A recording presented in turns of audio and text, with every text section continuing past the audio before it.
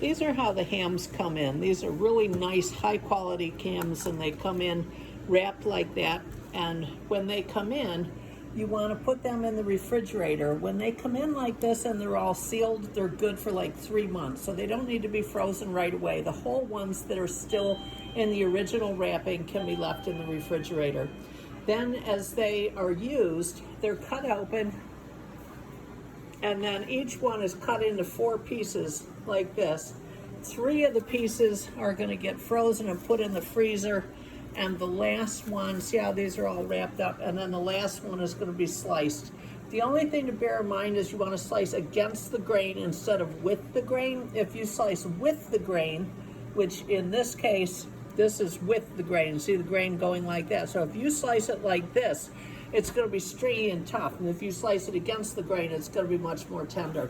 The most important thing to remember when you take a ham quarter out of this container, and it says right here, get another one from the freezer right now. It only takes 2 seconds.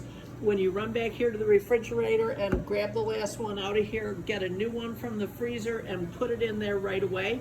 If you don't, then the next time somebody runs out of ham and they go to get one, it's going to be frozen, and you usually go to get it when there's a customer waiting.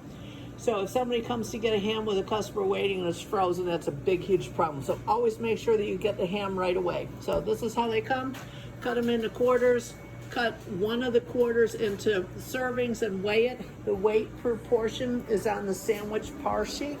The sandwich par sheets are kept right in here. So if you go to the sandwich par sheet, let's see where that is. Here it is right here. So ham, portion size is 3 ounces. And the shelf life is 5 days. And the other thing to mention is to slice it thin.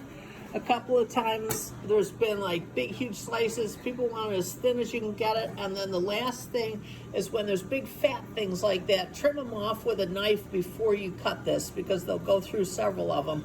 And if you trim it off, then get rid of this big, huge fat thing, then people are eating ham instead of fat, and nobody wants a big thing of gristle. I mean, this one you can't get out because it's incorporated, but any surface caps of ham like this one right here, these can all be trimmed off before you cut it.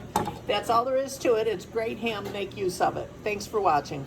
So here is a nice stack of trimmed ham, and once you get the ham trimmed up, you want to portion it like this on this scale with these deli sheets.